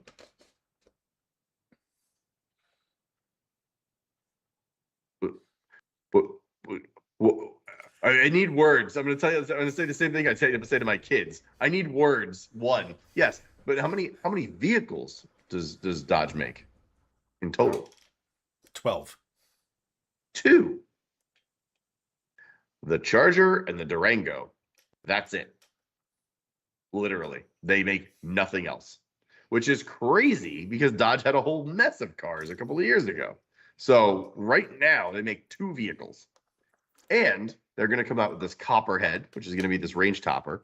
They got this GLH, which is coming out. The Hornet was another thing that they had, which is this GLH is essentially the replacement for the Hornet, which is why a lot of people think it's going to be a small SUV. I hope to God it's not, and it's like a hot hatch. That'd be great. But either way, they're actually making new cars again. So we'll see what happens. But what are your thoughts on it? And do you believe that this thing is actually going to come to fruition and be cool? It all depends. I have a sneaking suspicion that this is going to be some variation of in that sort of look, it's a hot hatch, but it's really just sort of a squatted crossover. Which, because that's what every single quote unquote sport compact is now. Unless so I have tempered expectations. If they can make it with that sort of what you call it? What was I going to say? If they can make it with that 320 horsepower engine, that's plenty. You don't need more than that. Yeah. This part of the reason we don't have hot hatchbacks anymore is the fact that there was the hot hatchback horsepower war that all of a sudden, yeah, is 400 plus horsepower in a hatchback objectively cool? Yes. What's my TV doing? Shut up. Mute. But it misses the brief on what a pod hatchback is supposed to be. Correct. You know, so I'm cautiously optimistic. Uh, I think it's cool. I think it's anytime they have like anytime something comes out where there is an enthusiast, how do I put this? An eye on the enthusiast, and they have sort of half a clue of what they're doing, color me interested. But again, with the market, like here's the thing, right? Like if they can bring it in at $35,000-$40,000, it'll play. If they're like, oh man, we didn't realize all this stuff, and all of a sudden it's um you know 45, 50,000, it starts to balloon in price. Let me put it this way: if you can come in with 320 some odd horsepower, it's not a complete boat. It is an actual, um, you know, it has actual performance credentials. Uh, it's going to sell. Uh, but because it's going to be cheaper than every other hot hatch right now, it's going to be cheaper than the GR Corolla. It's going to put it in competition with a WRX, and if they, you know, ever decide to do it, a an STI, I still think STI is something of a pipe dream that they just keep dangling out there, so you keep faith with Subaru as a brand. Yeah, they keep saying they're bringing one back, and I'm like, I'll believe it when I see it. But the other questions I have are like, Chris goes, but realistically, a 400 is actually a reality. Yes, it is. But keep in mind, when you have 400 of that horsepower, turbocharged, you're dealing with that torque. So now you need a gearbox that can handle it. Do they make a manual that can handle it? Because frankly, if it's everything we want from a size, from a stance, from a look, it is a legitimate hot hatchback. But this isn't a Charger or a Challenger where the 8 HP is going to play. Because it has to have a manual to really, really get enthusiasts excited. Do they have a manual that can handle that? All that, right? Like, do they have a manual at all? I don't think I'm they sure do. I that think the last manual was the 2023 outgoing 392. Well, keep in mind, a Tremec is completely different from a front-wheel Well, drive. sure, but I mean, And I don't think they don't have a manual I'm willing lineup. to bet there's something in the Stellantis catalog that is front-wheel drive that can be mated Probably. to this engine, right? Probably. But that's the question. Can it handle it?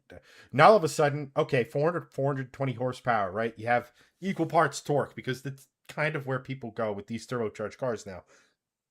When I say people, I mean just the OEMs and the engines. So now you have to beef stuff up. You have to make sure you have a drive shaft, you have axles, you have all this stuff. I'm not saying 320 horsepower is a small amount either. That is the butter zone, in my estimation, for a hatchback. Like I said, we had the hot hatchback horsepower wars, and let me just take a quick look and see how many of them are left. This many? Maybe this. There's almost none. So like that's the thing. That's the. Oh my gosh! Um, I'm so sorry, guys. These alerts just came through. Matthew, 500 stars. Take all of my money. Thank you so much, my dude. And then Alicia, Oh my over a half gosh. hour ago. I'm so sorry. With the 100 stars. Thank you so much, guys. I really, really appreciate you. I Thank you. apologize, just because We'll blame didn't. Streamlabs because it's insanely delayed for some reason. Yeah, we're blaming Greg Labs. That was very well done, actually. That mime college is really starting to pay off. Not that it has anything to do with this at the moment, but Good ventriloquism, use of money. whatever. Um, but it has to be 35 grand with the spicy version or what have you being no more than like 42. It Yeah. cannot be more expensive than that because it'll be around and then they'll say, well, this sucks. And next thing you know, the sporty versions are going to, next thing you know, it's going to be like, all right, here's the new Go Like Hell. It's now bigger. And it's a crossover. Right. Yeah. And, It's the GLH Plus and it's an SUV or some shit. so like it has to fill in a price point that enthusiasts can afford. Um, and if you can come in and yeah, I understand $35,000-$40,000 isn't a small amount of money, but it's also $15,000 to $10,000 less than the average car sold right now. Exactly. Frankly, they should be trying to make this thing as nice as they possibly can, as reliable as they possibly can, for as little money as they possibly can. And Yes. I'm not talking cheap out on parts and components. What I'm saying is that maybe you don't need the 72-inch curved flat screen ultra ray tracing DLSS monitor in there for an infotainment system when an old 6 to 8 inch screen will be fine. Right. Because all cars have to have backup cameras now. Exactly. Make it like nobody loved the Mitsubishi Evo because it was the last word in luxury and interior features. No. Same said for the old Subaru STIs. Hell, Oh my for even the God. old Mustangs. Has anyone All ever been in an Evo 10? There's like nothing in there. It's literally just well, seats, a that's screen, when and a they start. manual. That's when they started making them softer and more Yeah. driver focused. The nines, the Evo nines, eights, all those. It was an interior. Yeah. Nothing. It was literally the base. It was the base car with a big engine. That's kind of it. There's nothing Yes, else to it. yes, Alicia, you said dance monkey dance. Anywho, but like that's what I'm. Uh, DJ goes Fiat 600 Avenger has a 6 speed, but the engine is a 1.3. Yeah, I don't know enough about the Stellantis European back catalog to have any opinion one way or another. I'm just assuming because Europe there is a manual transmission option. Um, Yeah. because again, the 8 HP played because it was fast. The paddle shifters with the like you didn't have to really they were responsive. It wasn't like I'd like to downshift now. And it downshifted. Yeah. Um, 3 seconds later. you know, a hot hatch, in my estimation, has to have a manual. Um, Yeah. even the C30 I had with the manual it had and the you know 18 wheeler throw that shifter had for reasons known only to Fomoco and Volvo at the time. Um, like I, it's all well and good to get the social media cloud about the brand new thing that has the most power that's going to be the Go Like Hell 0 to 60 in under 4 seconds. Oh, and it's got a $55,000 price tag. That means people who can afford it won't buy it because guess what? People who can afford it have families. And here in America, you don't put your family into a hatchback, Correct. let And if alone you all of their crap. and if you do, it's just the two of you. That's your family. There are no children involved in that scenario. You know, and that's the thing that all of these OEMs missed out on the great hot hatch horsepower wars. Yeah. And I think a lot of these hot hatchbacks have lost the plot. The GR Yaris is great the GR Corolla is great specifically in this country because it does all of the driving dynamic things you'd want. But the price bloats and everything. So it's just like there has to be a path to auto. I think I could speak for a lot of people when I say our path to automotive enthusiasm as a kid in our first cars, and so a lot of us drove small, underpowered cars that we just had fun with. Um,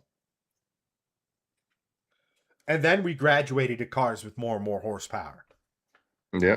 Eventually, Greg will have a car with a lot of horsepower. Eventually. We'll I make mean, it the happen. BMW technically made over 600, but we never got it to a dyno, and it didn't really work all that long. So, Yeah. um, so that's where I'm at with it. Like, on the one hand, yes, I don't want to sound overly negative because I don't. When companies come out and say, "Hey, we're going to make an enthusiast-centered car," they should be applauded. They should be celebrated, but they should also be held accountable for getting the memo, Correct. for getting the plot, for understanding the people who want small, fast cars. Maybe they're married, but they're probably in their late 20s, early 30s, maybe at oldest. You know, so No. No, you're right. It's one of those things where they really need to nail this, or else people are just not going to care. And they made this car for basically nothing. and not for nothing, I understand the Go Like Hell moniker isn't. It was an Omni, right? Like, let's not get it twisted. But it Right. is it is associated with Carroll Shelby. So if you do something that's trying to pay homage to Shelby, and you fumble that after the fumble that was dropping the ball and then kicking it towards the opponent, the end zone, and then not falling on it and letting it an easy touchdown for the opponent, that was the Charger. Yeah. You've done irreparable damage to the brand at that point. Nobody's going to take you seriously. It's like I said in the Mitsubishi video I just made about the Pajero. If they had just made it another crossover, nobody would have taken Mitsubishi serious on anything else they ever announced. There would be no buzz around them. They would basically just revert to being a rebadged Nissan company. Which, okay, the Pajero is a rebadged Nissan of sorts. Regardless, not a Sure. word, but every. We get it. But an Omni that roasted V8s of their era, that that is that's as may be. But if you can go back and picture the V8s of the era that the Omni was around, and the Omni, and you walked out and you asked 100 car guys and gals what they would prefer, I'm saying the Omni is like a niche legend, as opposed Yeah, it to, is. you know, I don't know, the Shelby Cobra, Shelby Mustang, Shelby. I mean, that was also in Shelby's era where he was slapping his name to anything he could. Um, Yeah. he was racing Toyotas at that time too, in case you were wondering, around those times. Yeah. But let's see here. DJ goes, the Civic and the Honda Accord are absolutely fat ass cars now. Show me a car that isn't a fat ass version of itself from its version 10 20 years. We'll go 20 years ago. Yeah. Accurate. It's required safety features, and OEMs getting it in their heads that they had to out quote unquote luxury everyone, even when they were not a luxury brand. Yeah. DJ goes, I have faith that they could bring back the DSM. Well, God bless you, because based on what Chrysler is doing and what Mitsubishi is doing, I don't have faith. Yeah. Although not for nothing, that'd be a brilliant idea to bring back the Diamond Star motors. I mean, they've said that they want to bring back the Evo. And I mean, I know that they've said this for a while, but like when you take the Eclipse and turn it into a crossover, I don't really have much faith in your company when they say, I want to bring back this thing as what it was. I don't personally, I'm hopeful that it'll happen. In practice, I don't believe them at all. Like in the slightest. Like until they actually bring something back and make it what it either used to be or make it what they say they're going to make it, then I don't believe you. Flat out. So there's zero trust. I don't trust me. I Yeah. don't, and I wouldn't be surprised if they were like, "Hey, here's a body on frame Pajero that you all wanted." And you remember when we were talking about an Evo? Well, there was a Pajero Evo back in the day. Here's a Pajero Evo now, which objectively awesome. Still, somewhat of a catfish. Yeah. Joseph goes, a Dodge Daytona Shelby would be fun. You're just mixing all kinds of stuff with that one. Um, the Dodge Hey, Daytona. really quick, I'll be right back. I just gotta check the kids. There's something going on. Because Dodge Daytona, one thing. Shelby Daytona, totally different thing.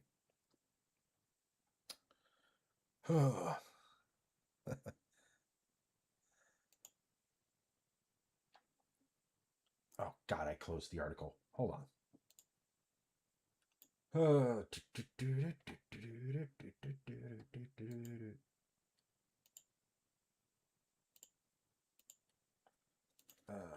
Where's Greg? There he is. That's not the link I want. That's actually I shared this link with Greg. There we go. Kind of hate that I'm giving Car and Driver and their AI slop more clicks. Yeah, there was the believe it or not, Chris, one of the first like vehicles I was like, I want that.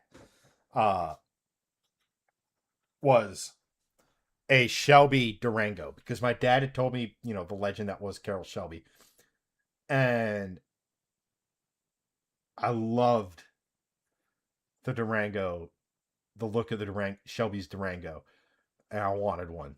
Um,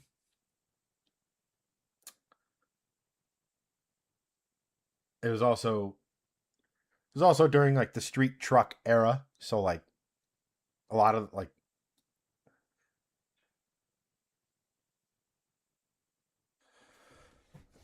sorry, flashbanged myself. It is also uh the fuck was I talking about? Oh, right. The Shelby Durango was something I really, really wanted as a kid. I grew out of my sort of SUV off road, even though that was more of a street truck than an off road truck uh, phase. But like I distinctly remember as that being one of the first cars I wanted, or I guess, excuse me, first trucks I wanted. Yeah, I mean, also that because I also had one of the car posters on my wall in my room pretty much until the day we moved. So until I was like, I forget how long it was there, but until I was 18, um, was an SR2 Viper GTS. So like there was some cross pollination there. Um,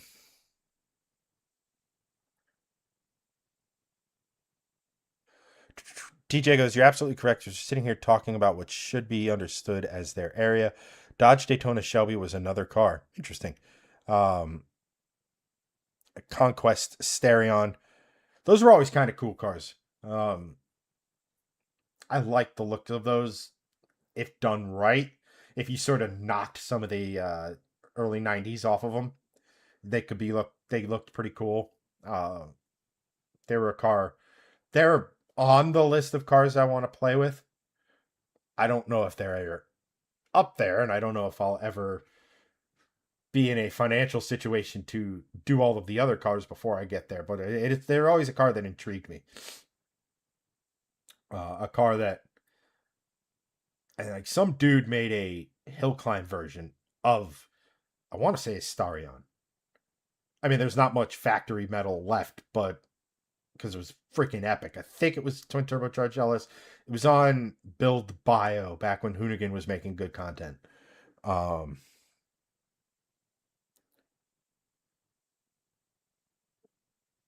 yeah, DJ, like you had the Plymouth Laser, the Eclipse, and the Eagle Talon. Were all sister cars. I feel like the Laser would be an epic sleeper. Nobody would expect it. You could put the GSX all-wheel drive system in it, and no, because like those cars with a tune were stomping on almost everything else on the street because they could hook on a dirt road. They were so good at the launch. Joe is a big fan of the SRT 10. I like those too until you got to the rear wing spoiler. Then I don't know, the wings and stuff on trucks, street trucks, I should say. Some about them just doesn't jive with me. AMC Eagle SX4. I'm really going deep in the lore. AMC.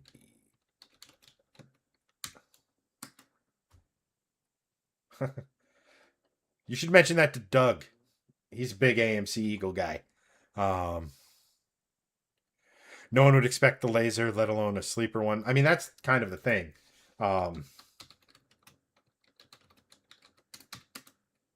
I mentioned it in my Mitsubishi video, but I had gotten the name mixed up. Let's see. Images. Oh, the lasers. I don't know why, but the lasers always. Hold on a second. Plymouth laser. Oh, so the lasers did actually look like the other ones. I mean, it's fairly unassuming, and I don't. Most kids today, if you rolled up with something with a Plymouth badge, they'd have absolutely no idea what they were looking at.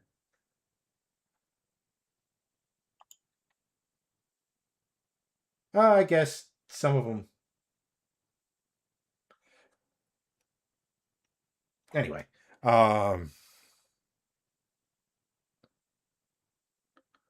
just goes until they did the SRT10 as a 4-door with an automatic trans. I mean, yeah, but they probably sold a ton of them, more of them, because people wanted room for families and stuff. If I remember correctly, those automatic trans. If I remember correctly, those automatic transes were on the extremely meh side of things. But if you like the SRT 10s, and I think Joe mentioned, Scrap Life did a Hellcat swap in one. Took the Viper engine and then put that into an S14 Sylvia. Wasn't an I don't think it was an S15. It was in a Sylvia and it wasn't an S13. 99% certain it was an S14. Yeah, Chris, you're right. They all looked alike. I don't know why I had it in my head, but like the laser looked slightly different without the offset hood bulge.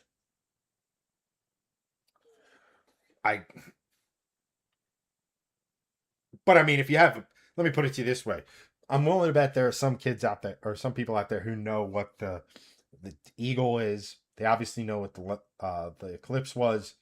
But if you show up with something that looks vaguely like that, mostly like that, but it has a Plymouth badge on it, they're either they'll know, or they'll be like, "What the hell are you doing?" You know, I don't know how deep the lore goes for those cars. It would have to be someone from like the younger generation, someone who's like in their 20s, 30s now, not even 30s, like the import kids that meet at Wawa every Saturday night near me, which are hilarious. It's fun and it's Sorry good. about that. We're good. That's fine. You're just in time.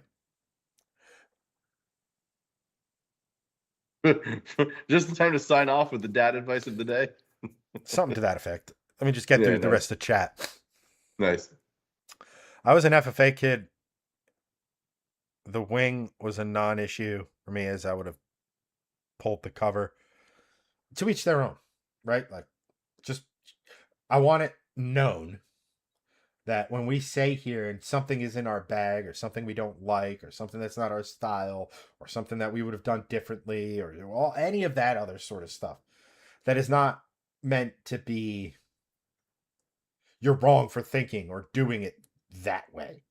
It's we think differently, you think differently as well. That's what makes automotive enthusiasm cool. Because guess what? If we all thought the same, cars would sort of lose their special feeling. You wouldn't see different builds. You wouldn't see people doing random stuff. You wouldn't see any of the stuff that's like, hey, that's kind of cool. It's not really my style, but that's still kind of cool. Like, you get what I mean? Less individualism, more conformity. Yes. The hood hump was on the Laser was the same too. Yeah, I mean, again, I don't know why my brain thought the brain things of other stuff. However, this is the point of the show where I thank each and every one of you for hanging out, talking, especially commenting in chat. Keeping this. This was a chat heavy show, which are the ones I love, Yes. which are fun as hell. Being generally awesome. We appreciate you for that. Absolutely. Thank you so much to Matthew, and Alicia for the stars. Thank you to everyone who liked, shared. But again, just commenting, keeping the conversation moving is awesome. Like I said, it makes doing this when I have to sit here and talk for 2 hours and have it all come from here. I don't know if the headphones do a great job of hiding it, but like there's smoke coming out of here. You know, when I have to sit here and think really, really hard for 2 hours, it's that burnt clutch. Brains are just leaking out. It's not. It's a bad sight. So, we appreciate y'all. But before we go off, we're gonna do our what is now traditional. He's had 2 weeks to think about this, so no excuses. Here is your insert future sponsor here. Sponsors. Have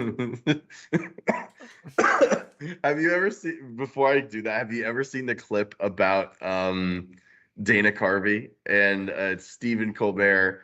It is oh God, the more famous guy, Steve Carell and Dana Carvey. It's from like some documentary about the Dana Carvey show, and it's about how every week he had like a more and more ridiculous sponsor for the Dana Carvey show when it was on TV, and they came right after Home Improvement, and there was a Home Improvement episode. It was like a really serious one about when Jonathan Taylor Thomas's character may have had cancer, and Tim Taylor is like, we're not gonna let anything happen to you, buddy. It was very, very somber and a very serious preview for the show. And then it said, the voiceover comes over, the 90s era voiceover. It goes, a very special Home Improvement, followed by the Diet Mug Root Beer Dana Carvey show. It just reminded me of like the sponsor thing you said, like insert sponsor here. Every week his sponsor got more and more ridiculous. But it was like this really serious thing, and then followed by the Diet Mug Root Beer Dana Carvey show, and Colbert and Stephen Carell just lose their shit. It's a great clip. You got to go watch it. It's really, really funny. But insert sponsor here, dad advice. Yes. Actually relevant to this show.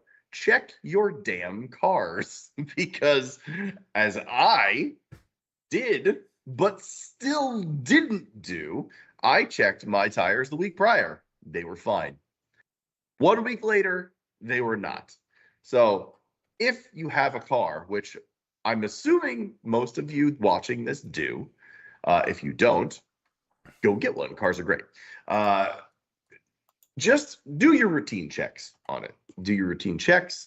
Check your dipstick every once in a while. Make sure your tires are looking good. Do your basics, because when your basics are there as a car owner, your car is going to just have more longevity. So if you haven't done it in a while, go out tomorrow in the daylight, look it over once, give it the old, couple of tire kicks to each one, and just make sure it's in good standing. Because those little things that you check over time will make sure that your car is running for a long time, and not that it just has reliability, but it also has longevity. So I think that should be the advice of the day, is make sure the second largest purchase in your life, more than likely, is on the up and up. Check your damn car. Yes. Be proactive, not reactive. And on that note, Yes. Thank you again. We will be back next week, hopefully with we can start developing some kind of Greg is on a one-show streak. He lost his other one-show streak last week, so hopefully we can get back-to-back weeks of Greg. But for this one, that is a wrap.